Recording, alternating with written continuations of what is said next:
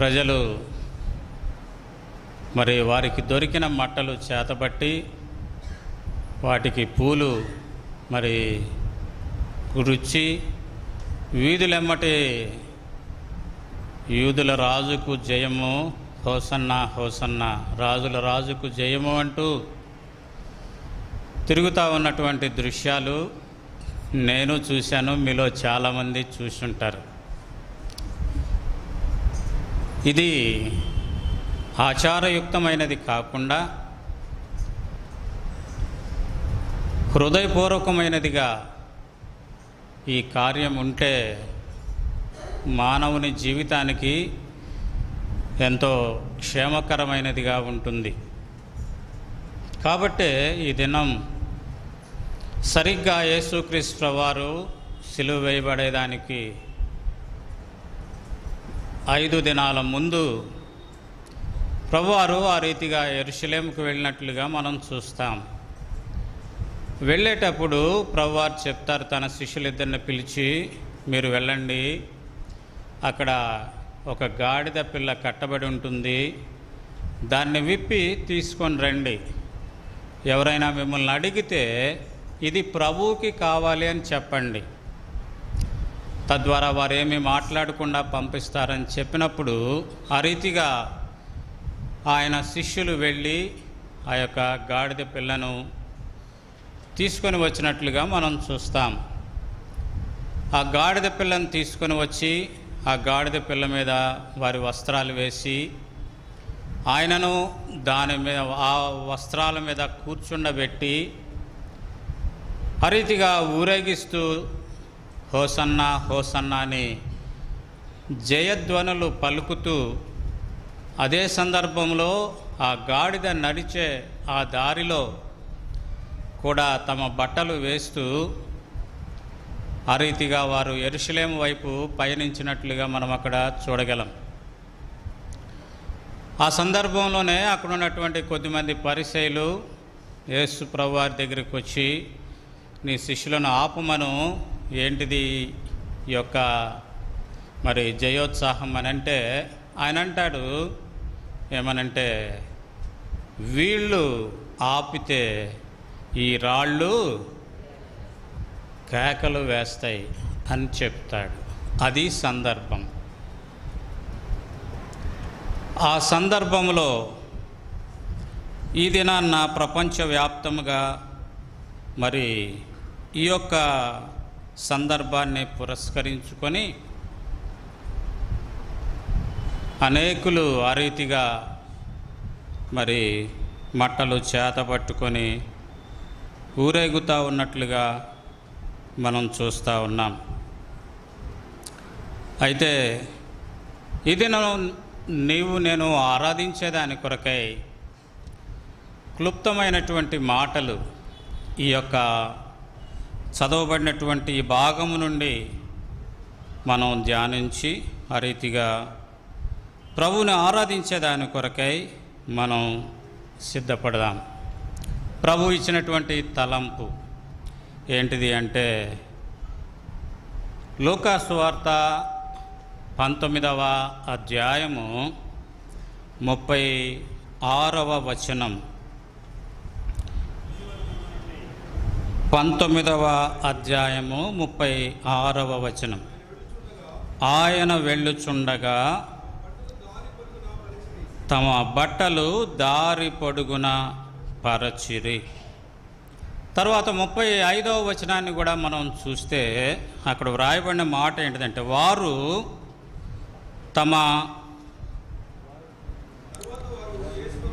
తర్వాత వారు యేసునొద్దకు దానిని తోలుకొని వచ్చి ఆ గాడిద పిల్ల మీద తమ బట్టలు వేసి యేసును దాని మీద ఎక్కించి.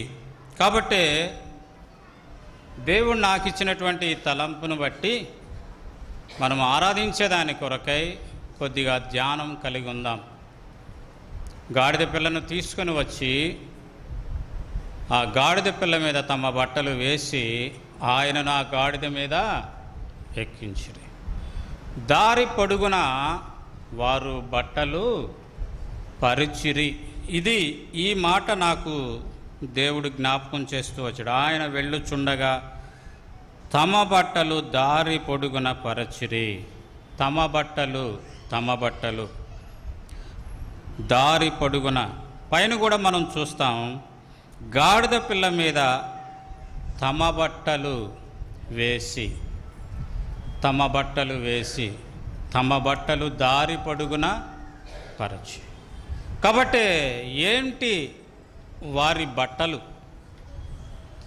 ఎలాంటివి వారికున్న బట్టలు, ఏ బట్టలు గాడిద పిల్ల మీద వేశారు, లేదా ఏ బట్టలు వారు దారి పొడుగున పరిచారు. ఆ రీతిగా ఆ బట్టలు గాడిద పిల్ల మీద వేయటం ద్వారా, ఆ బట్టలు దారి పొడుగున పరచడం ద్వారా వారి నోట ఏమొచ్చింది? జయధ్వని వచ్చింది. అంతకుముందు లేదు జయధ్వని. కాబట్టి ఏ బట్టలు వారు పరిచుంటారు అనేది గనక మనం లేఖనాల్ని పరిశీలిస్తే మనకు తెలుసు. చాలా బట్టలు,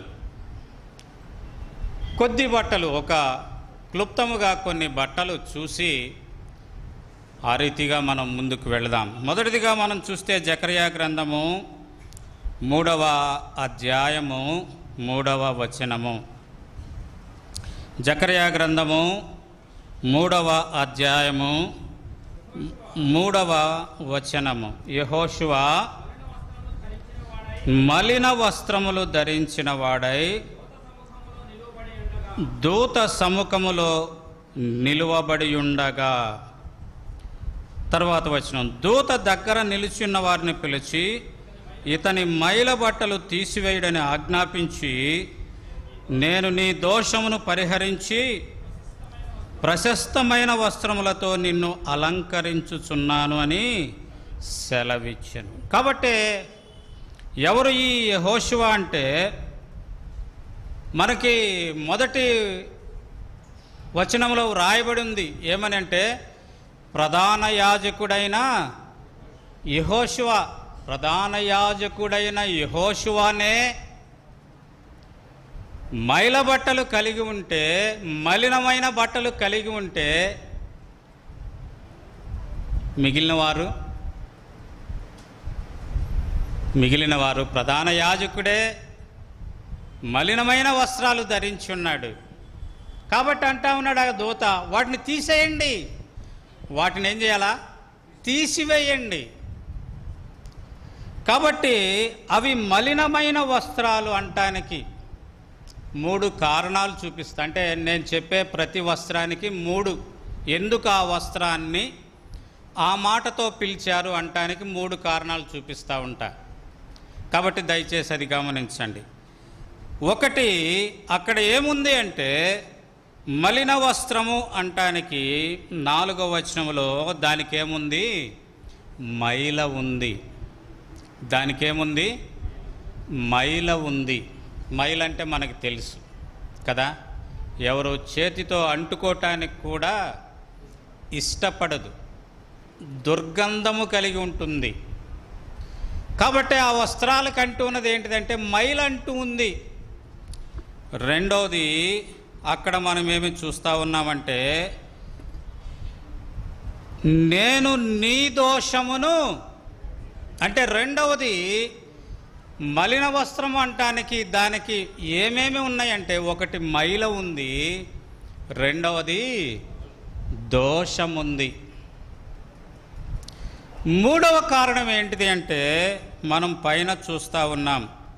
చూడండి ఏమనంటే, మొదటి వచనములో, మరియు యెహోవా దూత ఎదుట ప్రధాన యాజకుడైన యెహోషువ నిలబడియుండుటయు, సాతాను ఫిర్యాది అయి అతని కుడి పార్శ్వమున నిలువబడియుండుటయు నాకు కనబడెను.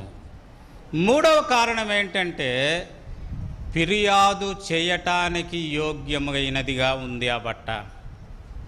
అంటే ఫిర్యాదు చేయటం, లేతే అపవాదు మోపటానికి యోగ్యమైనటువంటి రీతిలో ఆ బట్ట ఉంది.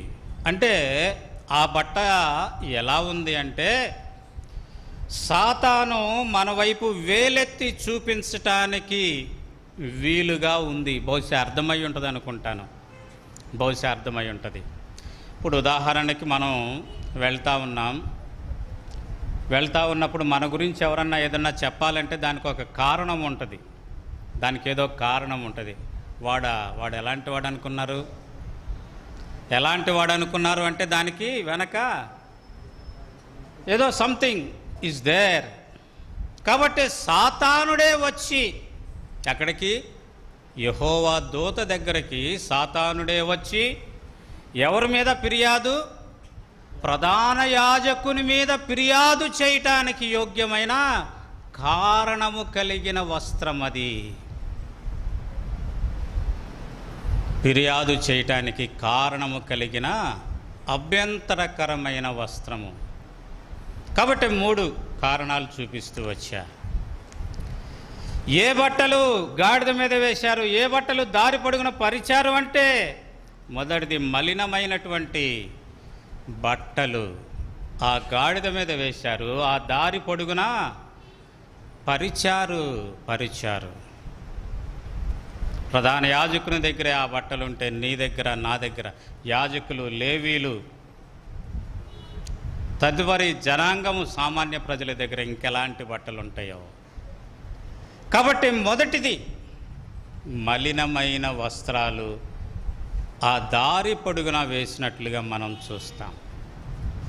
రండి, రెండవది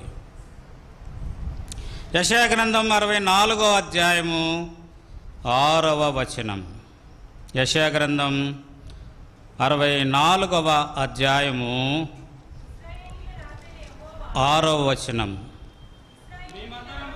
మేమందరము అపవిత్రుల వంటి వారమైతిమి, మా నీతి క్రియలన్నీ మురికి గుడ్డవలే నాయను. మా నీతి క్రియలన్నీ మురికి గుడ్డల వలె ఆయను. కాబట్టి ఇక్కడ మనం చూస్తా ఉన్నది ఏంటంటే, అపవిత్ర మురికి గుడ్డలు. కాబట్టి ఇక్కడ మనం చూస్తూ ఉన్నాం, మా నీతి క్రియలన్నీ మురికి గుడ్డ. రెండవది, వారు వేసినటువంటి బట్టలు ఎలాంటివంటే మురికి బట్టలు వేశారు. గాడిద మీద దారి పొడుగున ఏ బట్టలు వేశారంటే మురికి బట్టలు వేశారు. అవి మురికి బట్టలు అని అనటానికి ఇక్కడున్న మన కారణాలు ఏంటంటే, ఏమున్నాయంటే అక్కడ చూడండి, మేమందరము అపవిత్రత ఉంది. ఆ బట్టలకి ఏముంది? మురికి బట్టలు అంటానికి ఏముంది? అపవిత్రత ఉంది. రెండవదిగా ఏముంది? అయి మా నీతి క్రియలన్నీ మురికి గుడ్డ వలె నాయను, మేమందరము ఆకు వలె వాడిపోయిన స్థితి. అవి ఎలా ఉన్నాయంటే ఎండిపోయినవిగా, వాడిపోయినవిగా. ఎందుకు వాడిపోతుంది చెప్పండి? వృక్షం ఎందుకు వాడిపోతుంది? ఆకు సాయంత్రానికి ఒకవేళ వాడిపోయింది అనుకోండి, ఎందుకు వాడిపోతుంది? దానికి నీరు లేకపోతే వృక్షం ఏమవుతుంది? వాడిపోతుంది, తర్వాత ఎండిపోతుంది. అంటే దాని అర్థం ఏంటి? వారి దగ్గర ఏ వస్త్రము లేదు, దేవుని వాక్యం అనే వస్త్రము లేదు. ఆ కారణం చేత అవి వాడిపోయినటువంటి స్థితి. అపవిత్రత ఉంది, వాడిపోయిన స్థితి ఉంది. మూడవదిగా రండి చూద్దాం, మనం చూద్దాం రండి. 5వ వచనం. నీ మార్గములను బట్టి నిన్ను జ్ఞాపకము చేసుకొనుచు సంతోషముగా నీతిని అనుసరించి వారిని నీవు దర్శించుచున్నావు. చిత్తగించుము, నీవు కోపపడితివి, మేము పాపులమైతిమి బహుకాలము నుండి. కాబట్టి మూడవ కారణం ఏముంది అంటే అక్కడ ఏముంది? పాపం. పాపం అంటే పాపం అంటే పాపం అంటే పాపం యొక్క పరిపక్వత లేదా పాపము యొక్క అంతిమం ఎలా ఉంటుంది అంటే, దేవుడు తన అమూల్యమైన హస్తాలతో మానవుని ఒక మట్టి ముద్దను తీసుకొని తన సొంత ఊపిరి ఊది వారిని మానవులుగా చేసి, వారిని చేసేదాని కొరకై ముందుగానే వారి కొరకు సిద్ధపరిచినటువంటి ఆ ఏదైనా తోటలో ఉంచితే, ఎప్పుడైతే వారు పాపానికి లోబడ్డారో తన అమూల్యమైన హస్తాలతో నిర్మించిన వారిని, తన జీవమిచ్చిన వారిని, తనతో సన్నిహితంగా ఉన్నటువంటి వారిని ఆయన ఏం చేశాడు అంటే బయటకు వెళ్ళగొట్టాడు.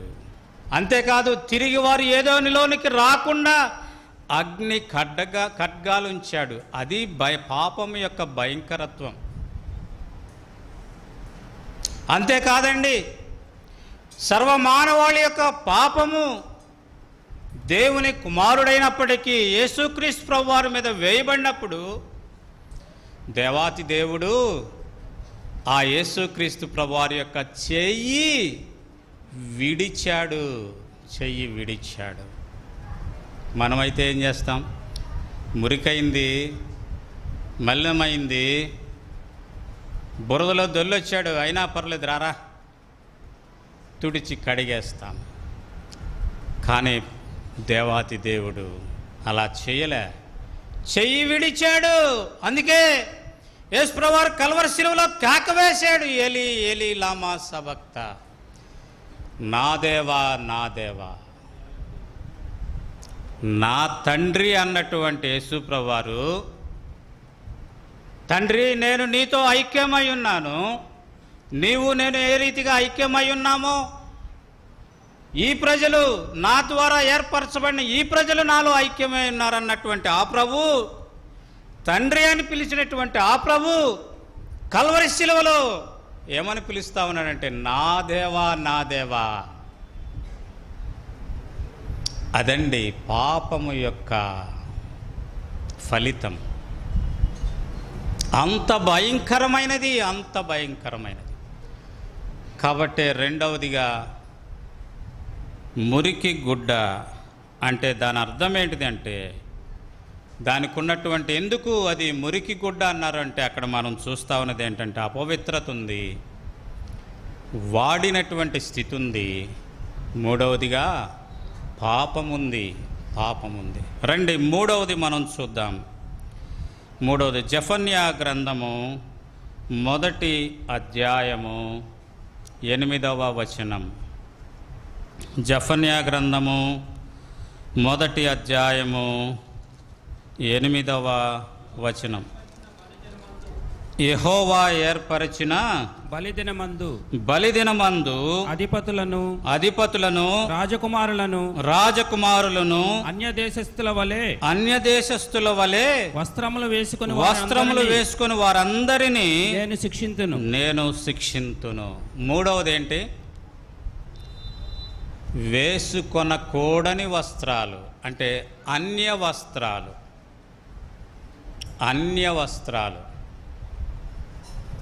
దాని ఫలితంగా ఏమొస్తుంది అక్కడ? శిక్షకు యోగ్యమైన వస్త్రాలు అవి, అన్య వస్త్రాలు. అందుకే ప్రభు బైబిల్ గ్రంథంలో మనం ఈ రోజుల్లో మనం చాలా చూస్తూ ఉన్నాం. కోపం వస్తుందేమో, బిడ్డలకి మనకేముంది, ఆడవారు పురుష వేషము ధరించకూడదు, పురుషులు స్త్రీ వేషము ధరించకూడదు, అన్య వస్త్రాలు. ఈరోజు వాటినే టీవీల్లో చూసి మనం ఆహా ఓహో అని సంతోషిస్తా ఉన్నాం. అంటే అర్థమేంటి? అన్య వస్త్రాలు మనకున్నాయి, అన్య వస్త్రాలు ఉన్నాయి. అక్కడ వ్రాయబడినటువంటిది ఏంటిది అంటే చూడండి 9వ వచనంలో, మరియు ఎండ్ల గడపలు దాటి వచ్చి యజమానుని ఇంటిని మోసముతోను బలాత్కారముతోను నింపు వారిని ఆ దినమందు నేను శిక్షింతును. కాబట్టి అన్య వస్త్రాలు అనటానికి అక్కడ ఉన్నటువంటి కారణం ఏంటిదంటే అక్కడ ఏముంది? మోసం ఉంది, అంటే వేషధారణ ఉంది, మోసగించేది కదా. ఎలా వచ్చింది సర్పం? సాతానుడు ఎలా వచ్చాడు? సర్పం వలె వచ్చాడు, వేషం మార్చాడు, మారింది వేషం. మోసగించేదాని కొరకే వేషాన్ని మారుస్తాడు. మనకు తెలుసు ఈ మధ్య కాలంలోనే, అంటే మనం పర్వాలేదు, ఖలిస్తాన్ ఉగ్రవాదిగా ఒక అతన్ని పరిగణిస్తూ ఉంది భారత ప్రభుత్వం. అతను ఏం చేస్తూ ఉన్నాడు? తప్పించుకొని వేషాలు మారుస్తూ ఉన్నాడు. ఎందుకు? గవర్నమెంట్ని ఏమార్చాలని, మోసగించాలని. కాబట్టి మోసం ఉంది కదా. మీరేమనుకోకపోతే ఒక మాట చెప్తాను. ఈ మధ్య ఒక జోక్ చూసా. ఏంటంటే, ఏమనుకోకండి, ఆ జోక్ ఏంటంటే, భార్య కూర్చొని ఉంది, పక్కన భర్త కూర్చొని ఉన్నాడు, సుత్తి తీసుకున్నాడు, స్క్రూ డ్రైవర్ ఏదో తీసుకొని బొగ్గ మీద పెట్టి ఇట్ట కొడతా ఉన్నాడు. కొడతా ఉంటే పొడి రాలుతూ ఉంది. అంటే అర్థం ఏంటి? అర్థమైంది, వేషం వేసిందని. వేషం అంటే నవ్వుకోవటానికే, నేనే మిమ్మల్ని ఇబ్బంది పెట్టడానికి కాదు, వేషం. కాబట్టి ఈనాడు వేషం ఎక్కువైపోయింది, వాస్తవానికన్నా వేషం ఎక్కువయింది.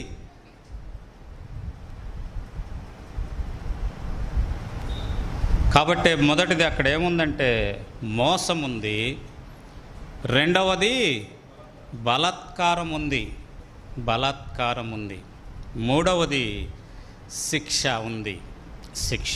ఆ కారణం చేత అది ఏ వస్త్రాలుగా మనం చూడగలుగుతా ఉన్నామంటే అన్య వస్త్రాలుగా మనం వాటిని చూస్తూ ఉన్నాం. దేవుని ఎరగనటువంటి వారు, దేవుడు కాదు అన్నటువంటివి ధరించేటటువంటి వస్త్రాలు, ఆ వస్త్రాలను వారు అక్కడ దారి మీద పరిచారు. నాలుగవదిగా రండి చూద్దాం. మలాకీ గ్రంథము 2వ అధ్యాయము 16వ వచనం. మలాకీ గ్రంథము 2వ అధ్యాయము 16వ వచనం.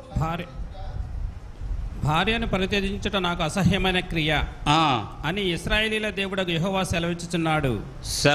భార్యను పరిత్యజించుట నాకు అసహ్యమైన క్రియ అని ఇశ్రాయేలు దేవుడకు యెహోవా సెలవిచ్చుచున్నాడు. మరియు ఒకడు తన వస్త్రములను బలాత్కారముతో నింపుట నాకు అసహ్యమని సైన్యములకు అధిపతియగు యెహోవా సెలవిచ్చుచున్నాడు. కాబట్టి మీ మనస్సులను కాచుకొనుడి, విశ్వాసఘాతకులు కాకుడి. కాబట్టి నాలుగవ వస్త్రంగా మనం ఏం చూస్తా ఉన్నామంటే బలాత్కారముతో నింపబడిన వస్త్రం. వారు ఏ వస్త్రాలు గాడిద మీద వేసింది, వారు ఏ వస్త్రాలు దారి పొడుగునా పరుస్తూ ఉన్నది అంటే బలాత్కారముతో నింపబడిన వస్త్రాలు, బలాత్కారాన్ని నింపుకున్నటువంటి వస్త్రాలు. ఎలా వాటిని బలాత్కారము నింపబడిన వస్త్రాలని మనం చెప్పగలుగుతామంటే మనం అక్కడ చూస్తూ ఉన్నాం. చూడండి ఏంటిదంటే అసహ్యము, బలాత్కారముతో నింపుట నాకు అసహ్యము, అసహ్యమైన వస్త్రాలు. అసహ్యత ఉంది ఆ వస్త్రాల్లో. రెండవది విశ్వాసఘాతకత్వం ఉంది. మూడవదిగా మనం ఏముందంటే మనస్సులను కాచుకొనుడి, అంటే మనస్సు అదుపులో లేని, మనస్సును కాచుకొని స్థితి ఉంది అక్కడ. అంటే మనస్సుకి పగ్గాలు లేని స్థితి, మనస్సుకు పగ్గాలు లేని స్థితి. అంటే ఇష్టానుసారంగా మనస్సు తిరిగి వస్తూ ఉంటుంది. అందుకే మనం చూస్తాం, గతంలో కూడా చూసాం, ప్రాకారము లేక పాడైన పురమెట్లిదో తన మనస్సును అణుచుకొనని వాడు కూడా. అంటే మనస్సు అణుచుకోలేనటువంటి స్థితి ఉంది అక్కడ, అసహ్యత ఉంది అక్కడ, విశ్వాసఘాతకత్వం ఉంది అక్కడ. ఆ కారణం చేత ఆ వస్త్రాలను ఏమని పిలుస్తూ ఉన్నామంటే బలత్కారపు వస్త్రాలు, బలత్కారముతో నింపబడిన వస్త్రాలు. ఐదవదిగా గనక మనం చూస్తే లూకాసు వార్త 15వ అధ్యాయము 22వ వచనం.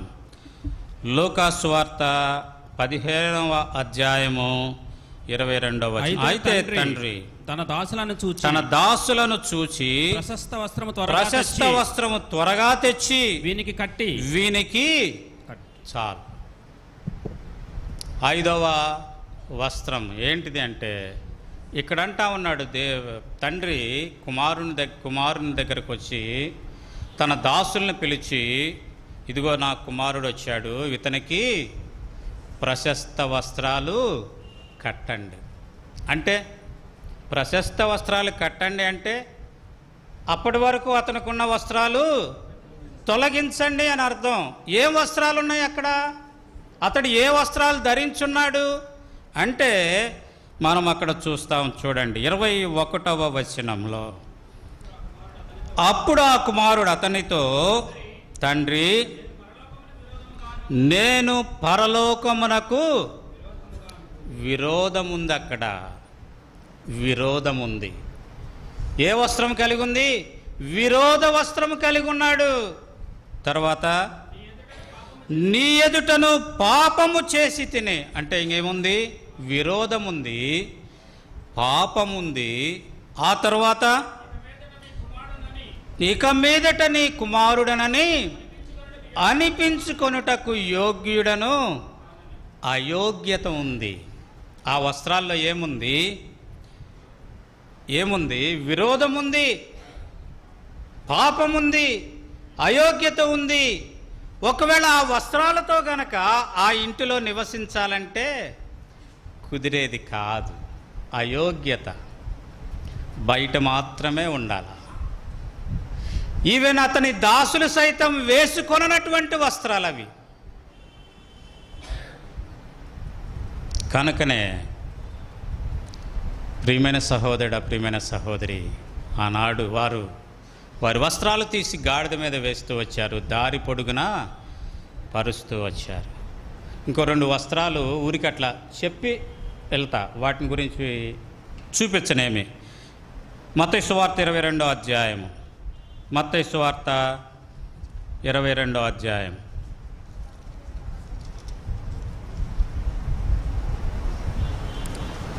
11వ వచనం.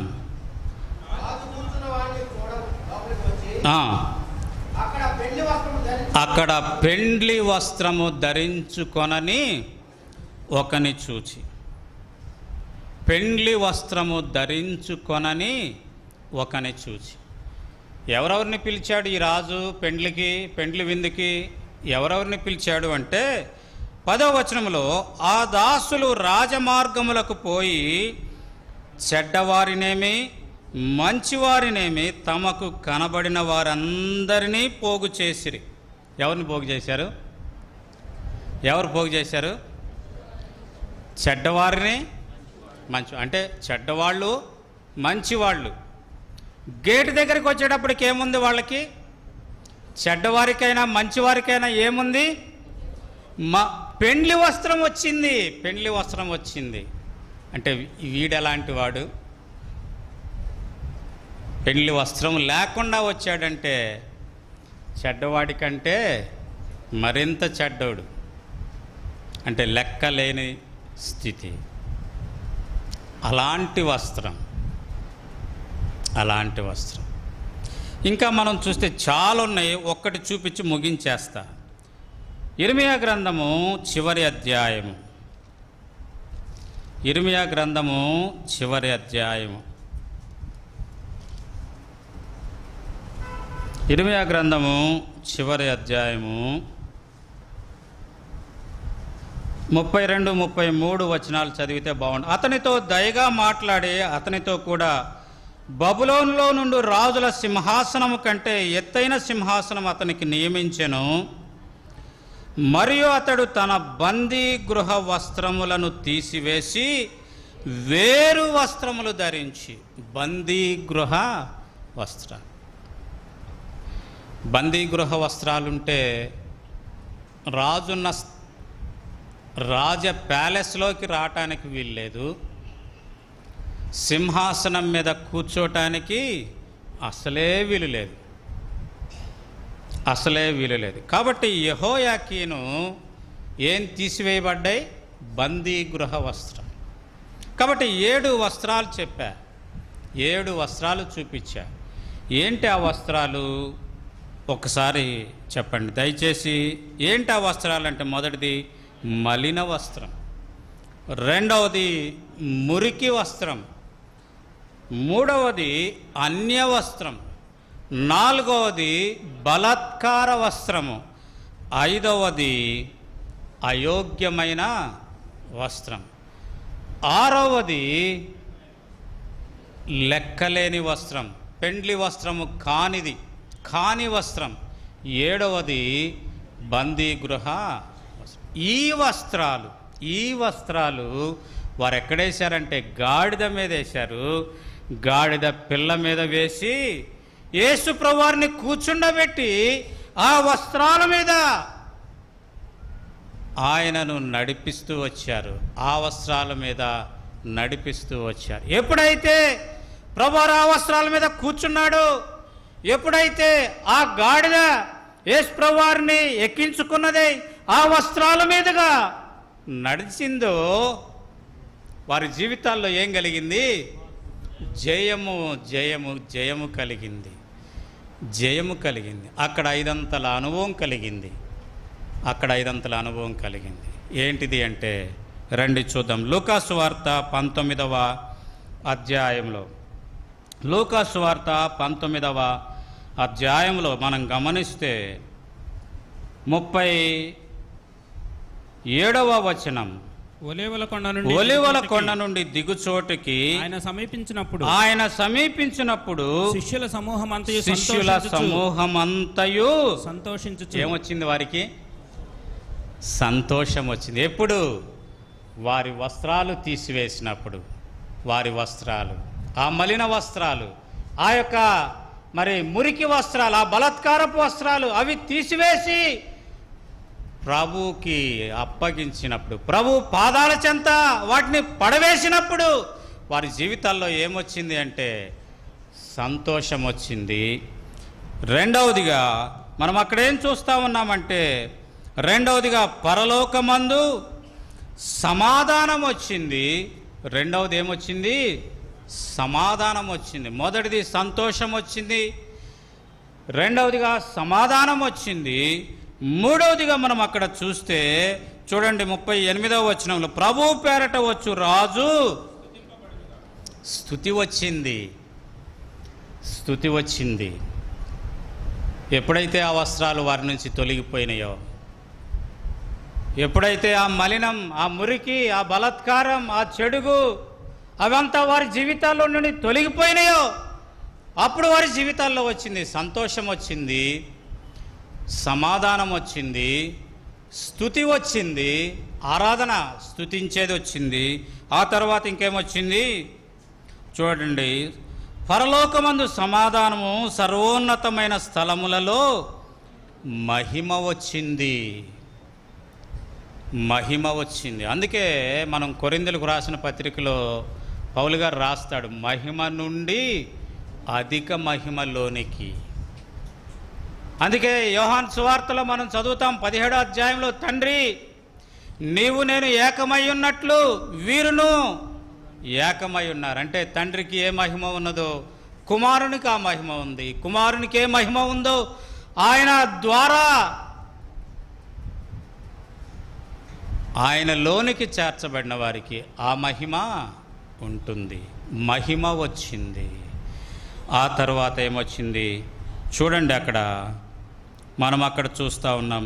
మహిమ ఉండునుగా కానీ తాము చూచిన అద్భుతములన్నింటిని గూర్చి మహాశబ్దముతో దేవుని స్తోత్రము చేయసాగిరి. తాము చూచిన అద్భుతములన్నింటిని గూర్చి ఏమొచ్చింది? జ్ఞాపకం వచ్చింది. జ్ఞాపకం వచ్చింది. ఏమని? పైన వ్రాయబడింది, ప్రభు పేరట వచ్చు రాజు ఈయన అని. ప్రభు పేరట వచ్చు రాజు ఈయన అని జ్ఞాపకం వచ్చింది. జ్ఞాపకం వచ్చింది. అందుకే మనం ప్రభు వల్లను సమీపించే ముందు నన్ను జ్ఞాపకము చేసు. కాబట్టి ఇక్కడ జ్ఞాపకం వచ్చింది. ఎప్పుడు అంటే ఆ వస్త్రాలు తీసి ప్రభు యొక్క పాదాల మీద, ప్రభు యొక్క పాదాల కింద వాటిని పరిచినప్పుడు వారి జీవితంలో విజయం, జయోత్సాహం. హోసన్న, హోసన్న, హోసన్న అంటే జయము అని అర్థం. అక్కడ జయము అని రాసి పుట్నోట్లో 1 వేసి కింద హోసన్న అని అంటారు. వాస్తవానికి హోసన్న అనే పదానికి స్పష్టమైన పూర్వ అర్థం ఏంటంటే రక్షణ అనర్థం. రక్షణ అనర్థం. రక్షణ అంటే దాని అర్థం ఏంటిదంటే వాళ్ళు హోసన్న అన్నారంటే ఇదిగో రక్షకుడు, ఇదిగో రక్షకుడు. కనుకనే ఎప్పుడైతే వారి జీవితాల్లో నుండి ఆ వస్త్రాలు తీసివేయబడి ప్రభు పాదాల చెంత వాటిని వేస్తూ వచ్చారో వారి జీవితాలకి రక్షకుడు దొరికాడు. ఆ రక్షకుడు దొరికిన కారణం చేత వారి జీవితాల్లో ఏమొచ్చిందంటే సంతోషం వచ్చింది, సమాధానం వచ్చింది, స్తుతి వచ్చింది, మహిమ వచ్చింది, జ్ఞాపకం వచ్చింది.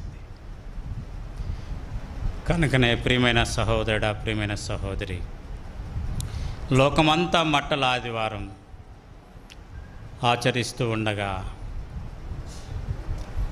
వారు తమ బట్టలను గాడిద మీద వేసిరి, తమ బట్టలను పరచిరి. నీ బట్టలు తొలగిపోయినాయా? మలిన వస్త్రాలు, మురికి వస్త్రాలు, బలాత్కారపు వస్త్రాలు, ఇంకే వస్త్రాలు ఉన్నాయో, బందీగృహ వస్త్రం, ఇంకేదుందో అవన్నీ తీసి యేసు పాదాల చెంత వేశావా? రక్షకుడు నీ హృదయంలోనికి వస్తే నీ జీవితంలో సంతోషం, ఆనందం ఇవన్నీ వచ్చినాయా? ఇవన్నీ వస్తే ఏ రీతిగా మౌనంగా ఉండగలవు? ఆనాడు వారు హోసన్నా హోసన్నా అన్న రీతిగా ఈనాడు ప్రభువా ఇదిగో నా మలిన వస్త్రాన్ని తీసివేశావు, ఇదిగో నా మురికి వస్త్రాన్ని తీసివేశావు, ఇదిగో నా యొక్క బలాత్కారాన్ని తీసివేశావు, ఇదిగో నా మోసాన్ని తీసివేశావు. ప్రభువా రక్షకుడు నీవు నాకు దొరికావంటూ నా జీవితంలో సంతోషాన్ని ఇచ్చావయ్యా, నా జీవితంలో సమాధానాన్ని ఇచ్చావయ్యా అంటూ ప్రభుని హృదయమారా స్తుతించేదాని కొరకై ప్రభు నీకు నాకు సహాయము చేయునుగాక. అదే సమయంలో మరొక్క మాట చూపించి నేను ముగిస్తా. లూకాసు వార్త 19వ అధ్యాయములో దేవుని ప్రజలు ఆరాధిస్తూ ఉండగా ప్రియమైన సహోదరుడా, ప్రియమైన సహోదరి, మనం అక్కడ చూస్తూ ఉన్నాం 41వ వచనములో ఆయన పట్టణమునకు సమీపించినప్పుడు దానిని చూచి దాని విషయమై ఏడ్చి. దేవుని ప్రజలు సంతోషముతో, ఆనందముతో, సమాధానముతో ప్రభుని ఆరాధిస్తూ ఉండగా ప్రియమైన సహోదరుడా, ప్రియమైన సహోదరి, ఏ రీతిగా నీవు మౌనంగా ఉంటావు? ప్రభు నిన్ను చూసి ఏడుస్తూ ఉన్నాడు. ప్రభు నిన్ను చూసి ఏడుస్తూ ఉన్నాడు. ప్రభువా నేను కూడా ఆరాధించేటువంటి జాబితాలోకి నన్ను తీసుకొని రాయ్యా. నా మీదున్న మలిన వస్త్రం, మురికి వస్త్రాన్ని తీసివేయని చిన్న మాట పలికితే నీవు కూడా ఆరాధించే జాబితాలో చేరతావు. నీవు కూడా ఆరాధించే జాబితాలో చేరతావు. అట్టి రీతిగా ప్రభువుని ఆరాధించేదాని కొరకై నీవు నేను సన్నద్ధులమవుదాం. అట్టి కృప ప్రభు నీకు నాకు అనుగ్రహించునుగాక.